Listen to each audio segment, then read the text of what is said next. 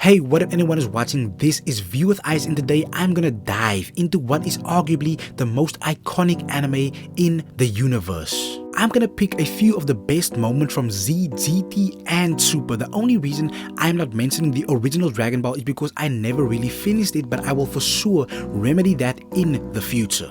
Please like and subscribe, and let's see what happens. If this video gets like 500 views, I will make another DB related video very soon.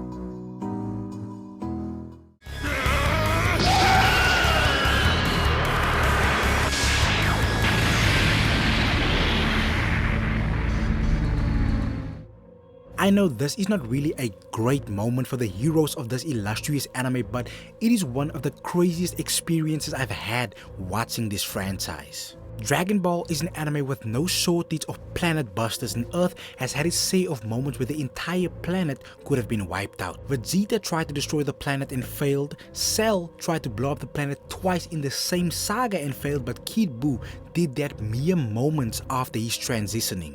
Kid Buu gets reborn, and the first thing he does is launch an attack with no provocation. That attack got deflected, but then he just powered up an even bigger attack, so powerful that Goku and Vegeta couldn't even stop him. They had no choice but to flee and leave the scene, and the planet got destroyed in the process, making Kid Buu the first character to successfully blow up the planet. If it weren't for Kibito Kai, the Z fighters would have died because Goku was struggling to use instant transmission at the time. I swear to you, I could have mentioned something different for this video, but it is one of the coolest moments Dragon Ball has ever provided us.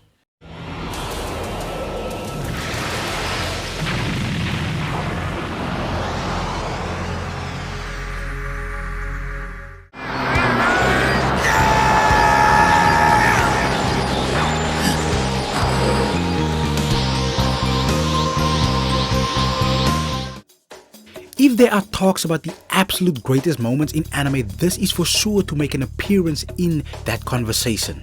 After Frieza made the biggest mistake of his life by killing Krillin, Goku snapped and went into a rage, and his dormant power started to awaken and gave birth to the first Super Saiyan form in the series. This then resulted in one of the longest and most satisfying anime fights in history. If anime still exists 100 years from now, I wholeheartedly believe that this will still be considered one of the most legendary moments Japan has ever produced.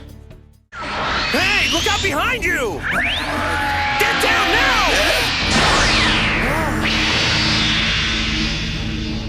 My own attack? I think I finally understand you. Let's go!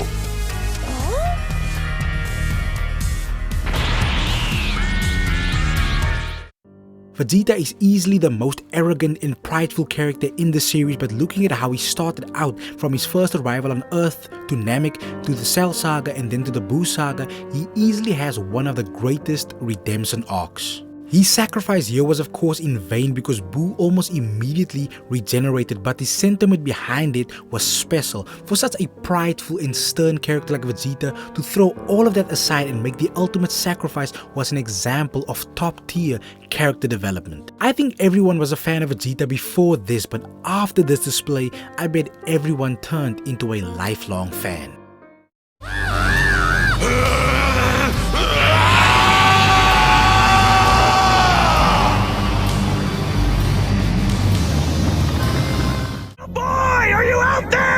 Over here.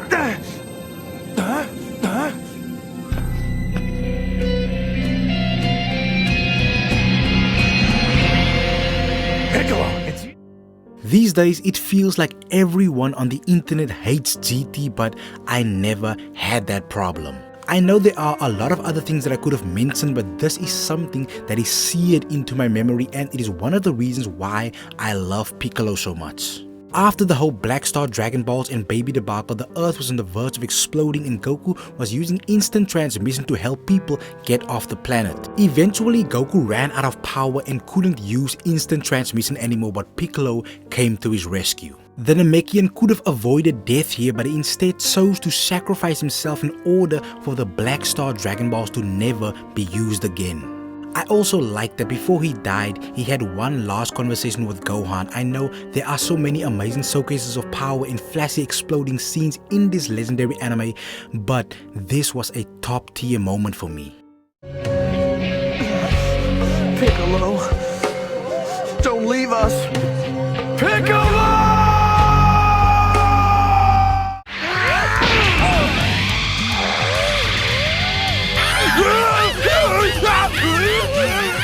Please, no!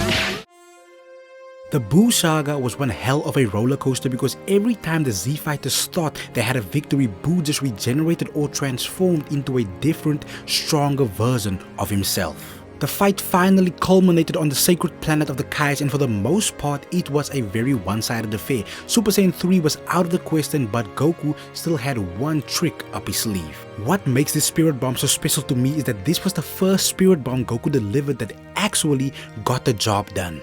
He first used this technique against Vegeta. It was effective, but it didn't kill the Prince of all Saiyans. He then again used it against Frieza, but that fight still went on for 500 weeks. But him finally landing the technique and destroying the embodiment of evil that is Kid Buu was a peak anime moment.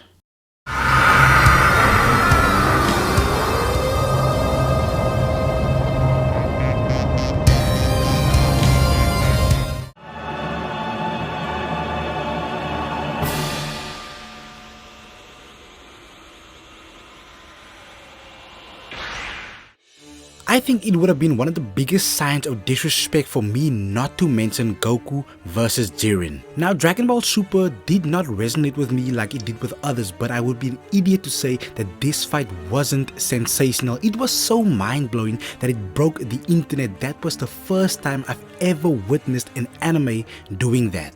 Ultra Instinct was also unlocked during this fight. Everything about this battle was spectacular, from the visuals, the choreography, the ridiculous showcases of power from both sides, Goku yet again surpassing his own limits, and of course, the background music. Now, as I said, I don't really share the same level of enthusiasm for this epic battle, but I completely understand why it is so highly respected by the anime community.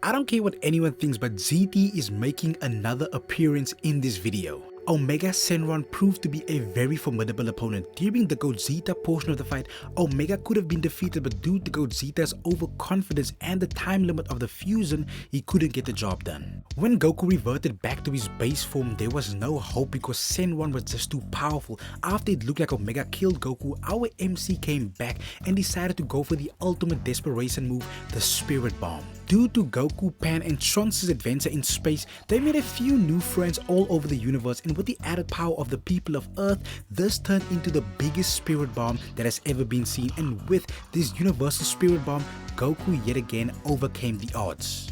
I know I sound stupid, but I can never watch this scene without having tears in my eyes because it was truly just an astonishing sight. I'm not someone who picks GT over Super or Super over GT, but there wasn't a single moment in Dragon Ball Super that moved me like this did.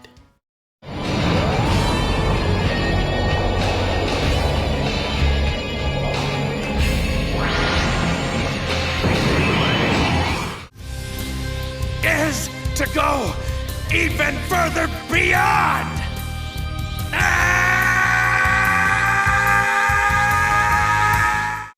I talked about the first Super Saiyan form earlier on in this video, and I mentioned how it was such a legendary moment, but this is by far my favorite transformation to come out of Z.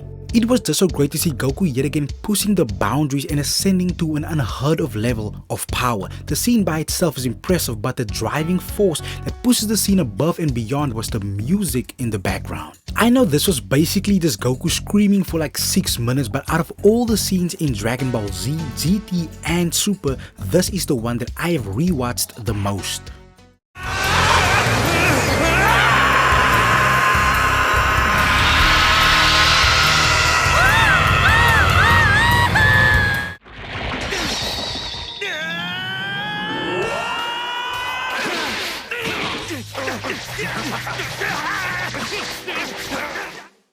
If we talk about pure straight one-on-one battles in Dragon Ball, I think this is worthy of being in the top 5, the top 3 even. I still get hyped to this very day when I watch this fight, and I think the first time I saw this was most likely 2004 or maybe 2005. Vegeta was stronger than Goku in this battle, and I know that people love to debate this, but Vegeta was the superior fighter, but Goku's drive and determination pushed him over the edge. He was pushing his body to the absolute limit by overusing the Kaioken technique, but he managed to overpower Vegeta's Gallic gun. I always mention this when I talk about fights of this caliber, but I love it when a protagonist or any character for that matter throws caution to the wind and just lets everything go. The Spirit Bomb was also used in this fight, but the clash of Gallic Gun and Kamehameha Wave remains one of my top favorite moments in all of anime.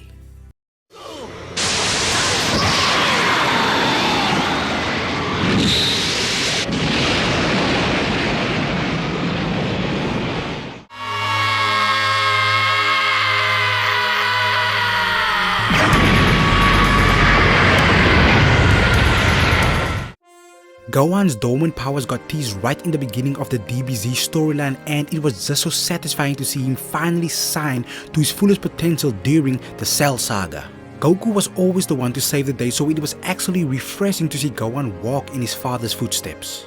He was so overwhelmingly powerful that he actually made Cell look weak. I swear, if it weren't for the typical Saiyan overconfidence, Gohan could have easily dealt with Cell with minimal damage. But you know, I'm actually glad the story went in a different direction, because Goku sacrificing himself, Cell coming back even stronger, and Gohan having to deliver a Kamehameha with one hand turned into one of the most fulfilling scenes you will ever see in the existence of anime. I also love that at the final moment of the power struggle between Cell and Gohan, Vegeta was the one to assist Gohan, and then the teenage Super Saiyan would deliver the final blow.